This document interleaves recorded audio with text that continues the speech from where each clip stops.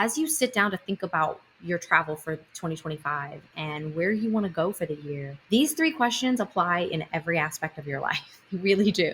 The first one is, what do you want? Like, I mean, it's crazy how simple it is. Like, but what do you want? What do you really want? And I think I see it this way because I think we can look at it and say, well, I want to have fun. Okay, what do you really want? You have to dial it down and keep going. Okay, so what does fun mean to you then? Like, then what does that mean, and outline that? Because for some, fun is the opera. For others, it's traveling to a foreign country and drinking every beer that there is in Germany. Like, I mean, the fun in and of itself is so robust, and we're not taking the time to really like dial in on what that fun means to us. It's like, what do we really Mm. want? Do we want to travel? Okay, great. Now where to? Okay, great. Now, do we want to hop around to one city? Do we want to stay put? Do we want to go somewhere else? Like, there's so many different degrees of that question that sometimes when we think about what I want, well, I mean, okay, cool. Like, I want to travel. But it doesn't stop there. We got to keep peeling Mhm. back the layers. The second question is, who do I want to become? And this one I love because travel does help us become a much different and I think better version of ourselves. And so, who do you want to become after taking this trip? Do you want to become that person who is open minded? Do you want to become that person who can relax? Is that what you're searching for? Do you want to become the person who says, I'll try that food and take that risk and take that chance? Or Yeah. that says, sure, I'll go up in a hot air balloon over Paris. Scares the crap out of me, but who I'm becoming is the person who says yes to things. So maybe that's your version. And then the third is, what do you want to create? What do you want to build?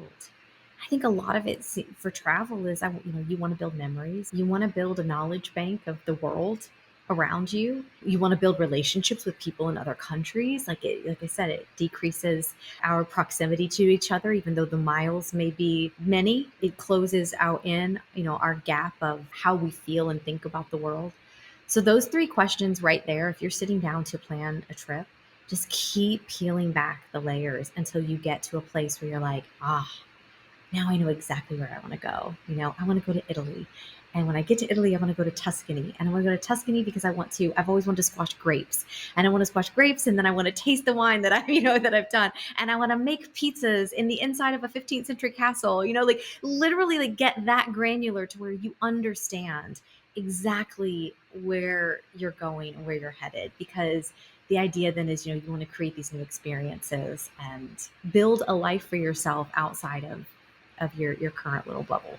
And I think it really allows you to get, like, as you said, so much more intentional about your trip instead of just throwing spaghetti, literally, if you're going to Yeah, Italy, throwing spaghetti at the right. wall and just trying to figure out like what you want out of the experience. And it allows you to focus on the greater picture of the intention of the trip, even when things go unexpectedly or unplanned or things happen. Like, you're able to have this greater vision Yeah, literally for yeah. yourself and focus on, okay, this flight got canceled, but my intention is to learn how to roll with the punches a little more, so this is a great opportunity for me to reroute or figure something out. So I really like that framework of those 3 questions. So it's, what do you want, and then what do you really want, Right, like, right, getting right. specific.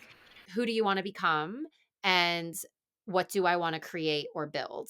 And so you start with those 3 questions. Like, could you walk me through like a step by, like, a speed version, step by step? You have those 3 questions, now you have the answers. Now how do you create your vision board?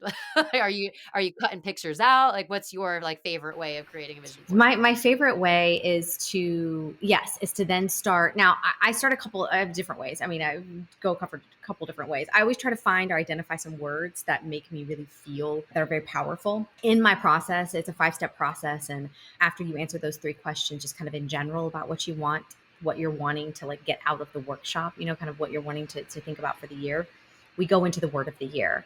But I apply this to all of my goals too, because I always say that, for me, for someone who loves to make vision boards, I make more than one in a year's time. I don't make just the one. I have the kind of the big one that represents everything. And then I will actually break them down into specific goals and by board. So for example, my word of the year for 2024 was trust, to really lean into just like trusting that the way things are happening is for me and all of that. So I carry that word over on some of my boards. Like, taking trips, I'm like, I'm going to trust that, like, this trip's going to be awesome. I'm going to trust Mhm. that the people that I meet and come into my life, like, they're introduced to me for a reason and for a purpose. And maybe, who knows, it'll turn into some, connections and opportunities, etc.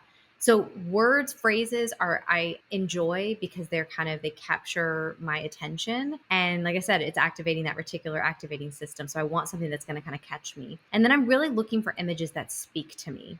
I can look through some images and be like, oh, that speaks to me, but I don't know if it belongs on my board.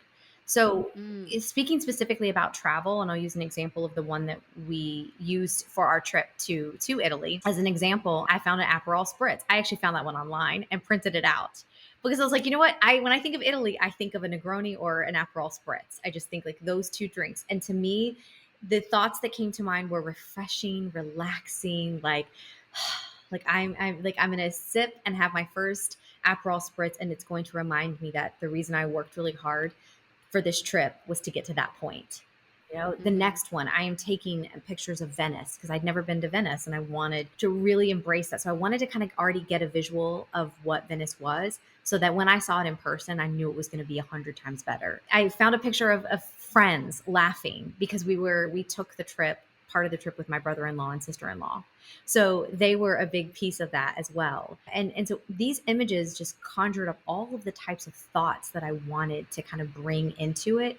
Like we were talking about, that intentionality. I'm not saying that I'm going to have this specific trip and I'm going to find this specific spot, but it's just giving me the idea of, I now know how I want to feel. The reason I think this is so important, especially with travel, is because so much of us feel these days that our PTO or our vacation is something we have to earn, that we don't Mm. deserve it just for being a human being and, living this human experience. And so getting into the mindset of a traveler, if you're not going through this process, it could take you the whole trip before you finally relax and settle in. But if you're sitting with this board every day, you are priming and prepping your brain for that day when that plane hits the tarmac and you are like, I am on vacation. I am unapologetically going away, and these are the things that I'm going to experience. And I didn't have to earn this. I deserve this trip, and it's going to make me all of the things that I want it to make me, and probably many, many more. I think the other thing is, like, be prepared for the surprises. Be prepared for, we've had a missed flight, a canceled flight out of Amsterdam that kept us there for another 2 days, and we ended up just flying out of there, and it was fantastic. We had no agenda, no itinerary, no nothing.